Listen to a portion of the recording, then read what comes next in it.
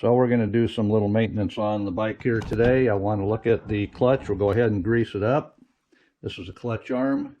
First thing we'll do is loosen the cable. And we're going to release the clutch at the handle. And let some slack off there. And then we'll go ahead and we may need to have a, we're going to need a straight in there. These have never been taken out. Oh, that'll come out. So you do want to use a good tip on a screwdriver. This is a fairly new one. And like I say, what we're doing is we're going to put a little bit of grease on the end where it touches the cam, or at least make sure there is some grease there.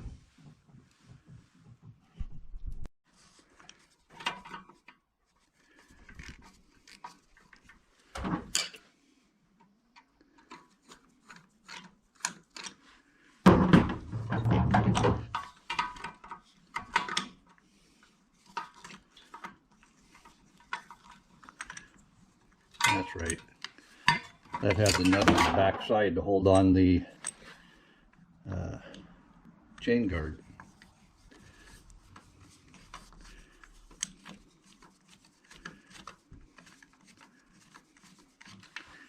I remember now. So the cam is dry in there. So I'm going to put a little bit of grease on it.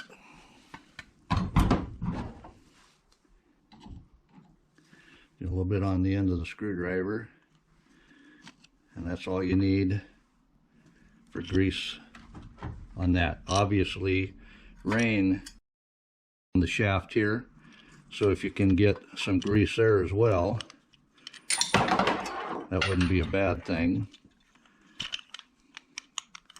But it doesn't want to come up, so we're going to have to see if we can push some down.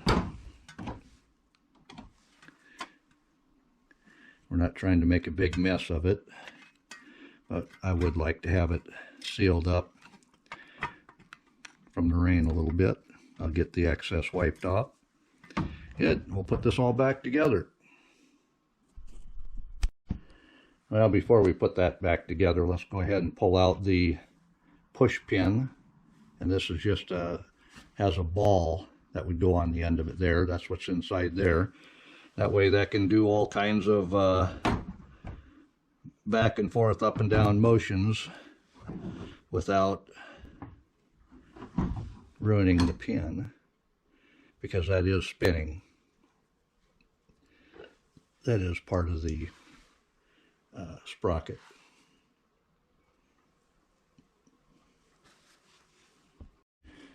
And then the long one, yeah, it goes right there, because that holds the back of the chain guard.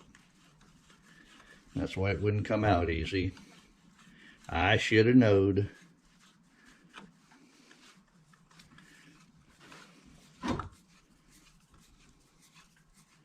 Sticks out the back there. And so we'll put on the chain guard. And then the nut holding it on the back side.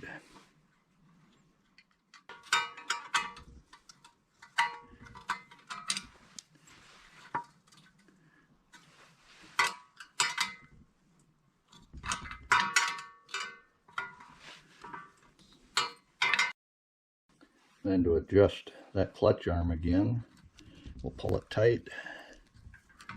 We'll pull it up a little bit more. Give it a little pull. We're going to have some tension on it. Not too much. And then tighten that up. I've just taken all the slack out of the cable.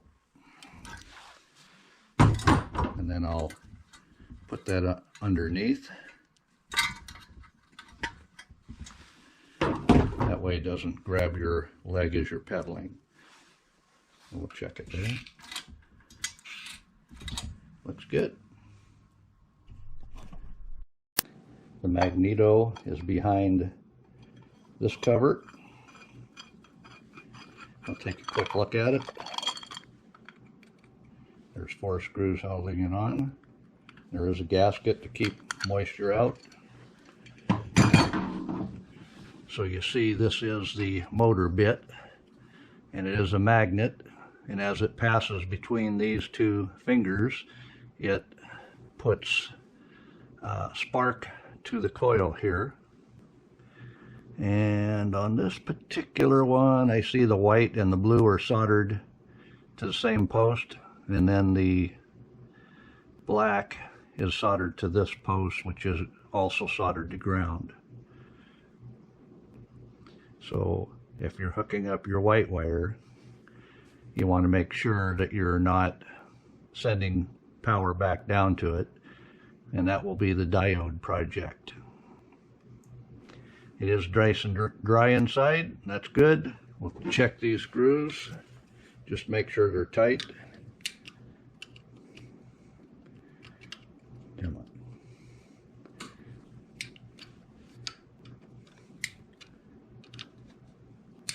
And each one of those clicks means factory setting hasn't moved.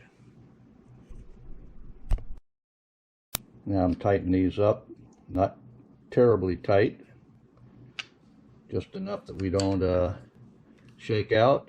Aluminum does not want a really, really tight bolt or nut. We're on the other side of the motor now, and this is the gears from the motor to the clutch.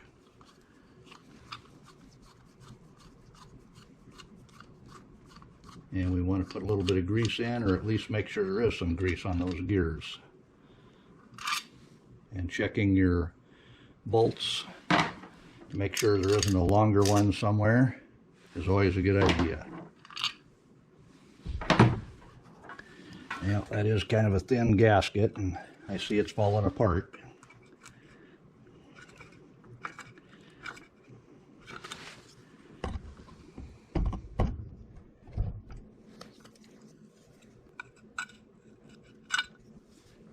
And you do see there is some clutch material here. Hopefully not any gear material, because I don't see any grease here. Well, we're going to take care of that right now, though.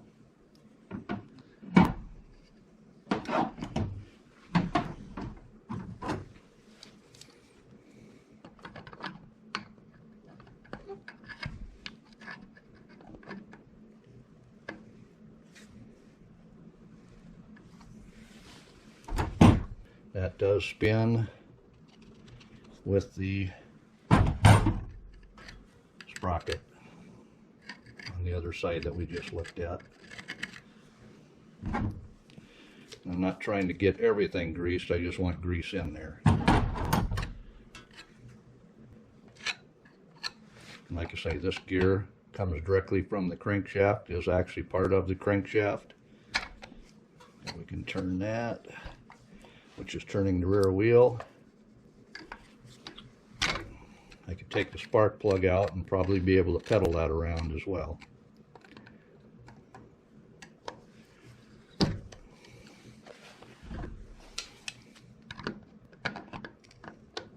Like I say, I want grease on that gear just so it doesn't prematurely wear out.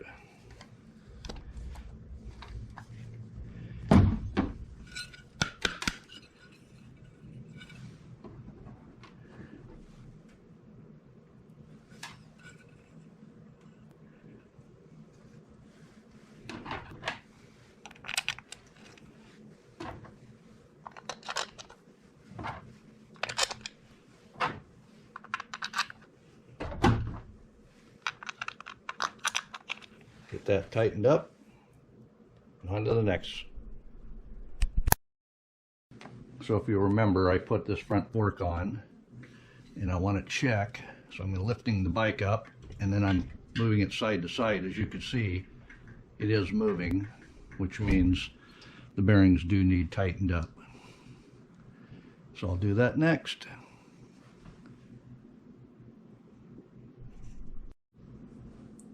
Well, I was able to spin this nut down about 1.5 turns. So the way to, I did loosen up this for the springs because there is tension on it, and then I'll just pull that down with the nut on top.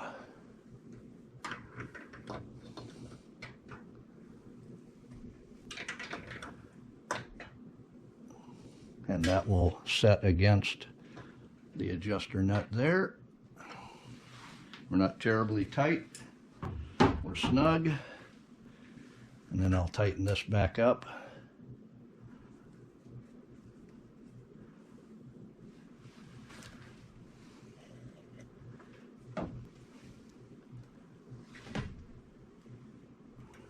There we go. Now our spring to the front fork is snug once again. We lost the rattle that was in that, so we don't have any more play.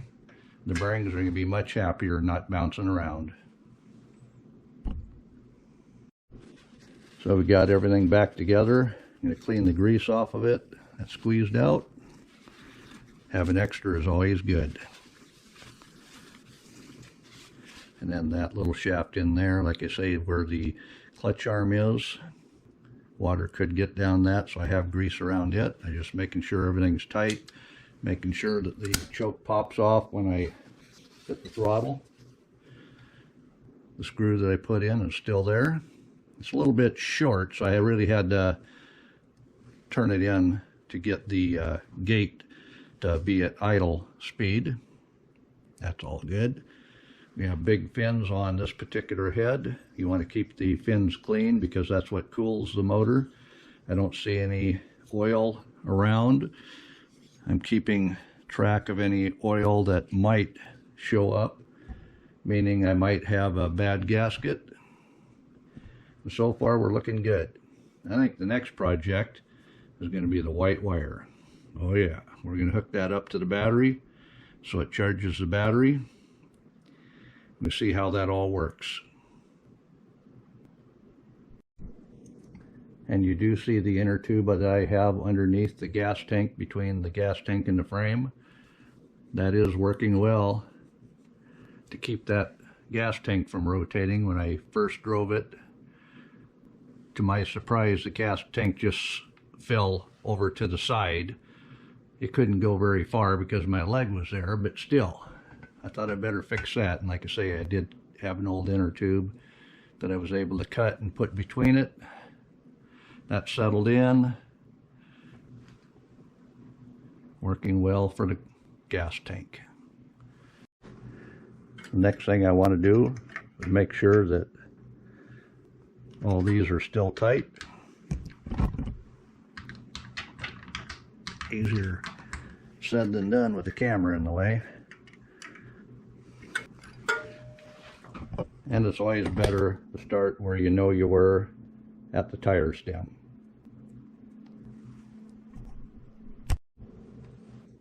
And then last thing, you want to just make sure your sprocket doesn't rise and lower, right to left.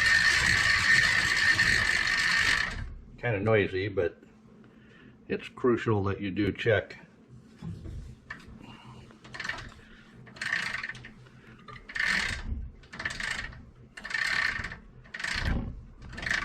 Looks good. Yeah, I know, my light's still hanging here. We need a new one. So the 50-mile tune-up is complete. We put grease on the gears and clutch gear, keeping away from the clutch. It didn't seem to be a problem just yet. We only have 50 miles on it. Tightened up the rag joint. We tightened up and checked the fork.